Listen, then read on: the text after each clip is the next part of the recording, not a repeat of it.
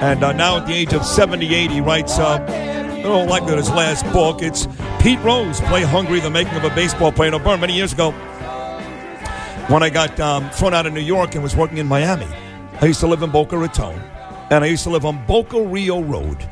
And about 100 yards from my actual condominium complex was Pete Rose's Ballpark Restaurant. Really? Really. And I used to see Pete there all the time. He was great to me. I did many a radio show. He had a studio inside his restaurant in Boca. And me and Hank Goldberg and Carl Foster, we would do our radio shows from Pete's restaurant. In fact, Tyson had just gotten out of jail, Mike Tyson, and Pete Rose, his place, charged the cheapest, only $20, to come watch Tyson's fights at his restaurant. Sweet. I'd watch college basketball with Pete. Anyway, I got to know Pete very well, along with Hank, down in Miami. And here he is today. A real honor to have him, the all-time hit king, Pete Rose. Pete, it's Sid and Bernie. Welcome to New York. How are you, pal? You know, talking about that restaurant, we were the only restaurant in town that had all the fights. Yeah, and, I know. I used to go watch. Until Don King got aware of it. That's right. And then what happened is Don King would come the night of a fight and sit at the front door, and he would take the money of everybody that came in, and all I got was the money they spent on food and drinks. Oh, wow. Well, it made sense, Pete, because Don King lived in Boca. His office was right off Palmetto Park Road. But I remember Tyson gets out of prison. He's fighting Bruce Seldon. Yep. He's fighting Peter McNeely. And I went to watch the fights with you. Yeah, there was it was fun because it was a 16,000 square foot restaurant. It was great for kids because we had 65 video games. We had 66 TVs. We were right down the street, as you know, from Wilt Chamberlain's. Yep. He was the first one on the other side of Glades Road. Yep. And it was fun for me because, like you said, from 6 to 8, Monday through Friday, I did my sports talk show right from the middle of the restaurant. We had a beautiful studio built right in the middle where people could watch the interviews and listen to the interviews through the intercom. So it was a pretty good setup. It was gorgeous. And, I did the NFL draft with Hank Goldberg there, Pete, you remember, and all that stuff. And, by the way, Hank Goldberg. He's one of the greats. I know. I love Hank. By the way, both those places out of business. Anytime you need a horse, call Hank. That's true. Hey, but listen, let's get to the book. It's a magnificent read. I read it literally in an hour. And Pete, you got to understand, when I was a kid growing up in Brooklyn, my dad, Harvey, and Bernie knows how close, and Bernie's close with his dad too, but my dad was my Little League baseball coach, my Little League football coach, and I was a pretty good athlete as a young kid. So when I read your book, you really paid homage to your father, how much you loved him, how close you guys were. For any kid who has that type of relationship with their dad, it's a beautiful read. Well, you got to remember, I grew up in the 40s and 50s, and we didn't have iPhones, we didn't have iPads, we didn't have computers. We had sports. And I was ahead of the game simply because my father was a great athlete, probably the best football player ever to come out of Cincinnati. And I was a water boy on the football team, ball boy on the basketball team, and bat boy on the baseball team. So I was always going to a sporting event to watch my dad, and my dad was really good, and he was really fundamentally sound. And he was very punctual. He was very aggressive, and those are all the things that I had when I played. So I look at me as a Pete Rose in the next generation with a bigger, better opportunity. And my dad was a great athlete, and he raised me to be an athlete. We never went on vacations. When I was 9 years old, he told the coach, I want my boy to be a switch batter. And he will never miss a practice or never miss a game. But if there's a left-hander pitching, I want him batting right-handed. If there's a right-hander pitching, I want him batting left-handed. And that was the pact he made because, you have a lot of teams today that they'll get ready to play a championship game, and the star player is going on vacation for 2 weeks. Yep. Right. That was going to happen with my dad and my team that I played on. Old school. I love it. Pete Rose. Of course, the book is Play Hungry, The Making of a Baseball Player. And Pete's going to be signing books today in Manhattan at Barnes & Noble on 555 Fifth Avenue at 1 o'clock, folks. 1 o'clock today in Manhattan. And tonight in Northvale, New Jersey at Books and Greetings, 6 o'clock. Tonight, Books and Greetings, 271 Livingston Street, 6 o'clock. Now, Pete, as you just alluded to, a lot of this book is about your dad. Most of it is. Yeah. And your rookie year, when you replaced Don Blasingame with the Reds in '63, you met Vada Pinson and Frank Robinson. And Frank Robinson really served as another father figure to you in that year. Well, Frank Robinson, we just lost Frank last month, I believe, and Frank was, as you know, a really, really aggressive player, and to watch him play on a daily basis, and I hit in front of him actually, it learned me a lot of lessons. It taught me a lot of lessons, and I played with Frank 63, 4, and 5, and all of a sudden we traded Frank to Baltimore because he was an old 30. And they went over there and won the Triple Crown. So yeah, no, the old 30. And I did hear you tell the story that you thought that maybe part of the reason why they traded Frank was because this was never really publicized, but the police pulled him over in Cincinnati. Yeah. He had a gun in his car, and maybe the Reds management didn't want to and couldn't deal with that. Yeah, I think that's the problem. I mean, it was in his glove compartment. Frank wasn't that type of guy. He's going to pull a gun on somebody or anything. I don't know if it's for protection or what it was, but I don't think the Reds really liked that at that time, and I don't know why they needed a reason to trade Frank Robinson. I mean, the guy was such a run producer and such a good player on the field, and set an example in the clubhouse. So Frank had a lot of value to our ball club, and we really missed him when he went to Baltimore. But as you know, Baltimore didn't miss him. He let them right to the World Series. Yeah, no. But he took you under his wing pretty much. You were hanging out with him and Vada, the black players, and some of the other players didn't like that too much. Well, I think what happened is, if I can explain it to you, 61 the Reds won the pennant. They lost to the Yankees. 62 Don Blasingame, as you mentioned, hit 281. So right away, 63 the Reds think they can get back to the World Series, and all of a sudden Fred Hutchinson, our manager, takes this brash young kid from Cincinnati by the name of Pete Rose and sticks him in the lineup. And not that they disliked me, I just thought that they thought they had a better chance of winning without a rookie second baseman. And you had guys like Casco, nice guy, Gene Freeze, nice guy, Gordy Coleman, Johnny Edwards, all the players on that ball club, and they really didn't accept me like you would accept somebody. They didn't disrespect me, but they didn't. You understand what I'm saying? Yes. They didn't really take me into the clan, so to speak. And every time I no looked pun up, intended. Frank and Vada would ask me to go to dinner on the road, and that's who I started hanging around with. And I guess the ball club didn't like that because they called me in and told me I was hanging with the black players too much. And I said, I don't give a damn what color they are. They're my teammates. I wasn't raised that way, and that was it. So nothing went beyond that. By the way, they happen to be the two best players on the team, too. Yeah. I mean, yeah. Frank and Vada. I mean, give me a break. Art Shamsky's a good friend of ours, too, Pete. He's got a book out this summer, too, about the 69 Mets. I know he was there with you in 63 as well. But I do want to talk about you being there, from going from the Frank and Vada team to the Big Red Machine, playing with guys like Joe Morgan and Johnny Bench and Tony Perez and really the guy that another father figure that you love dearly to this day, that great manager Sparky Anderson, which of course led to the epic World Series against the Red Sox in 75 and the sweep of the Yankees in 76. Well, Sparky came there in 70, and I must tell you one thing about the Big Red Machine. Dave Bristol assembled the Big Red Machine, but Sparky developed it. I came up in 63. Tony Perez came up in 65. Helms was Rookie of the Year in 66. Johnny Bench was Rookie of the Year in 68. David Concepcion came up in 69. And then, of course, they fired Dave after the 69 season. Sparky came in, and we won the first pennant and lost to Baltimore. And then, then we lost in 72 at the World Series with Oakland. Then we lost a great series with the Mets in 73. Yeah. And they went to the World Series. We went home. In Oakland, beat them. And then in 75, we beat the Red Sox. In 76, we beat the Yankees. So it was a good run for us. We had a lot of good players at Big Red Machine, and I'll never get in front of anybody or talk on your show or anybody else's show and tell you that the Big Red Machine was the best team ever. But I'm going to tell you one thing. I'll go to my grave saying it was the most entertaining team ever. We had white Hall of Famers, black Hall of Famers, yep. Latino Hall of Famers, and a Hall of Fame manager.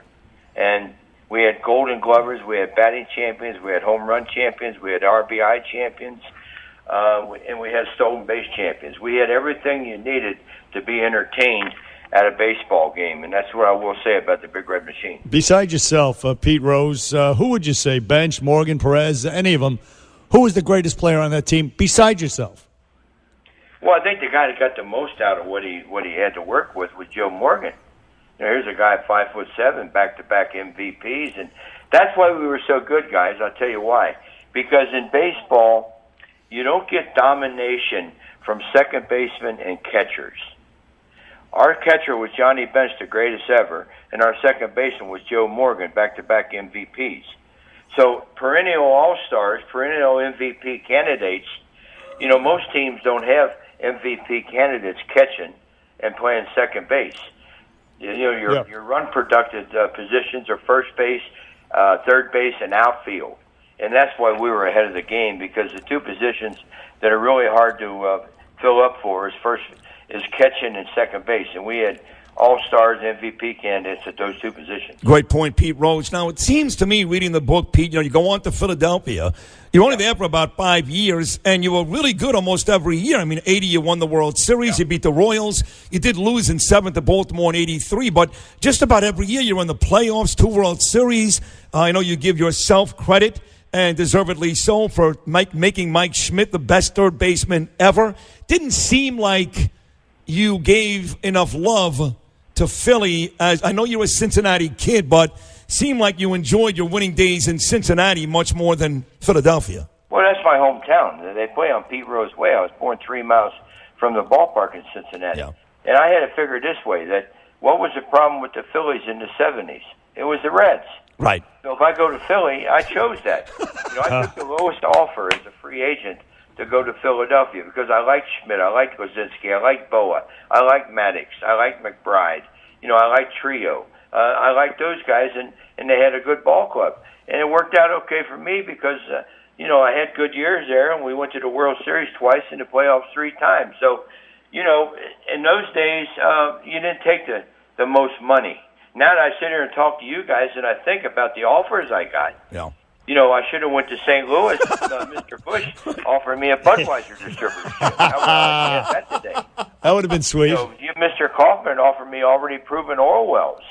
Ted Turner offered me $1 million a year for 4 years, and he came back and said, "I'll give you $100,000 a year every year after you retire until you die." Wow. So, but I wanted to win, and the only way I could win, the way I saw it, I couldn't help Atlanta become a good team. I didn't want to change leagues and go to the American League with Kansas City because I'd have to get familiar with every pitcher in the league because we didn't have interleague play in those days. And I didn't want to go to St. Louis because they wanted to use me to replace Lou Brock. Right. So Philadelphia was the place to go, and I went there and I had fun. It was a great town, still is, a great sports town. And we won a World Series. When we won a World Series in 80, it was the first time in 86 years, which is a long time. Yep, no doubt. No. Pete Rose, the book is Play Hungry again today. Barnes & Noble at 1 o'clock on 5th Avenue here in New York City, and Northville, New Jersey tonight. Books and Greetings at 6 o'clock. Pete, of course, you're the all-time leader in hits in the Major League Baseball. Back to the Big Red Machine. When you broke that record, Ty Cobb's record, what was that feeling like for you? Well, you have to put. Here's the best way I describe it when I do talks and stuff. If you're married, which a lot of your listeners are, when you get home from work today and your wife's in the kitchen cooking, go in the kitchen and stand there for 9 minutes and clap. That's how long my standing ovation was. Oh, my God. 9 minutes standing ovation. Sweet. Wow. And there's not a listener listening to you and I talk right now that will be able to stand for 9 minutes and clap. No. It was amazing. Quite the tribute. I could see it like against San Diego, Eric Shaw. You had the first 2 games of that series, you didn't do much. It was a 4-game set. In that third game, you broke the record. I can see it as if it was yesterday, Pete. And look, we know the baseball accomplishments. Statistically, nobody better. You've got about 1 million records. Another one you're most proud of is 1,970 wins, which no one has come close to. You're 250 ahead of the next guy. But, unfortunately, Pete, like my story, your story has some stuff which I'm sure you'd rather we never got there. And the gambling is a thing we all talk about. And it's okay. I mean, I made mistakes, and I paid for the mistakes. I've been suspended 30 years. I don't think the suspension fits the crime. But when you screw up, bad things happen to you. Well, you say it doesn't fit the crime. I've heard you say, and I agree with you, that if in fact your friend Bart Giamatti didn't drop dead literally as soon as this thing started to break, that you really thought maybe you'd have a 1-year suspension. You would have been back in Major League Baseball a long time ago if Bart hadn't died so suddenly. Well, he died 5 days later, and if you look at my press conference. I even said I can't, because my little girl was born 2 days before I was suspended. And I even said at the press conference, I can't wait for my little girl to turn 1 so I can apply for reinstatement. Wow. And, of course, that didn't happen because God bless Bart Giamatti. He was a smart man, a good man. I got along with Bart, to be honest with you, but he had to do what he had to do. And I have no bad things to say about Bart. When you put commissioners in situations like that, not too many good things can happen. So I wish he'd have lived. He was a very intelligent guy. I think he was president of Yale or something like that. And I used to, when he come on the road occasionally, I'd go into his room on the road and we would talk about the National League and how to make it better. And he always listened to what I had to say. So I had to say, even though he suspended me, and that was the right thing to do, that I have no ill feelings about Bart Giamatti. You know, Pete Rose, you have an interesting take. You say the best player missing from the Baseball Hall of Fame is shoeless Joe Jackson, and I think that's very humble of you to say that. But my question to you is, at 78 years old, do you think that there's hope that something will turn around somebody and you will make the Hall of Fame? No. And I'm good with that, okay? I know what kind of player I was. My family knows, my fans know, my teammates know. I made the Hall of Fame in Cincinnati, which, by the way, of the 30 teams, has the best Hall of Fame in all of baseball. I got a statue at the ballpark, and my number's been retired. And that's my hometown. So that's good enough for me. Would I like to go to Cooperstown? Absolutely. Every player of his or her sport should one end up in their Hall of Fames. But I'm the reason I'm not. I'm not going to complain on your show or any other show. I'm just going to try to live a good life.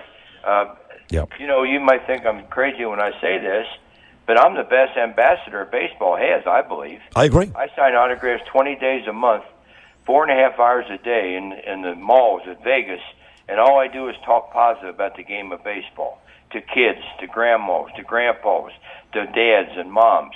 And that's every day. I don't know if any other player does that. Nope. And as you know or may not know, I believe you know, the last 5, 6, 7 years, it's been very easy to knock the game of baseball. Yes. No, you don't do that. I know, Pete, and I have seen you at Caesar's Palace. And, you know, that's one of the things here. I mean, look, I know you've got like 15 or 16 items in the Hall of Fame already, all your bats, your records. So your face isn't there, but there's a lot of Pete Rose stuff in the Hall of Fame. You got your own statue. So it's kind of a little bit of hypocrisy there out of baseball. But let me ask you, if in the beginning you would have admitted right away, I know you were scared, you were a kid, it was 1979, but if you admitted right away that you did gamble, and by the way, do you think the fact that you live in Vegas now and you're probably going to bet Golden State, Toronto tonight, does that hurt you? I'm in New York right now. No, but I know. I'm not betting anything tonight. There's no more illegal gambling with Pete Rose. Okay? That's right. Right. But there any kind of gambling I do today is legal gambling, and I don't quite understand. Okay, I don't understand if I was in Vegas today and I wanted to bet on the basketball game tonight. Right. Go down with my own money, buy a ticket, go home. I'm 78 years old. That's why I enjoy myself. What is so bad about that? What is so bad about me enjoying the last years of my life the way I want to? I'm not hurting anybody, and it's not like if I didn't bet on the game tonight, if I was in Vegas, like I'm going to get reinstated tomorrow. I mean, do people think I'm the only baseball player in the history of baseball that will go to Vegas and make a bet? Are they pissing up a rope, or what are they doing? Yeah, right. That's funny. Exactly, Pete Rose. So we talked. You just mentioned, or Sid did, baseball changing, and it's easy to criticize baseball. How has it changed from when you played till today? I mean, a lot of strikeouts, a lot of home runs. Well, that's all you do. You strike out, you hit a home run. Everybody plays baseball today is potentially a home run hitter. Right. The ballparks they're playing in today, most of them, are jokes. Yeah. You ever been at home plate at Houston? It's a joke. Cincinnati, it's a joke. Why do you say that? It's a joke. Camden Yards, it's a joke. Colorado, it's a joke. The new Atlanta ballpark, they're jokes. Yeah. They're making these ballparks for these players to hit these home runs, and all they do is keep dropping that back shoulder and trying to elevate, and they don't care if they strike out 200 times. No, you're right. All it is home runs. They don't. Half of them don't even care if they win or not. No, you said it. They hit as long as they get home runs, they get a big raise. Right. They hit the 3-run home run and sit around and wait for something else to happen. All right, I can't believe how many guys are playing a day. I watch 3 games a day.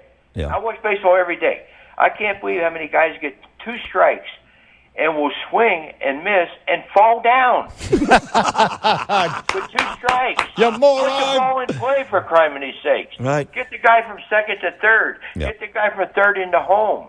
Win the game 3-2. You don't have to win 9-8 every day. That's right. Well, that's one of the things you said to Mike Schmidt. You said, hey, Schmitty, you got to be happy getting 3 singles and maybe not a home run every single day. And that's when Schmidt went from an elite third baseman to the best third baseman in the history of the game. And you're right, Pete. Listen, 60 seconds to go. We got to close with this. I know you did it with Francesi yesterday. You'll do it on every single show.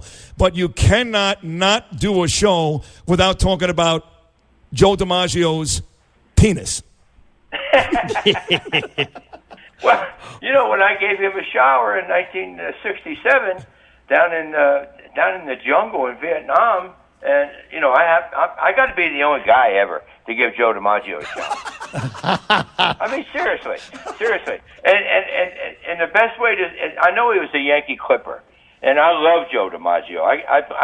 I lived with him 23 days, okay? And the Yankee Clipper my ass. The best way to describe Joe DiMaggio is he was a penis with a man hanging from it. Oh, Marilyn Monroe, baby. Oh, my God. Hey, Pete Rose, you're great. Oh, that's great. The book is Play Hungry, The Making of a Baseball Player. Again, today, Barnes & Noble, 1 o'clock on 5th Avenue. Today, in Northvale, New Jersey. Tonight, books and greetings at 6 o'clock. Pete Rose, Godspeed and good luck, and thank you for appearing on the Bernie and Sid Show. Hey, you guys are great. Thanks. Have a good day. Thank you. You're great, too. The great Pete Rose here on Bernie and Sid.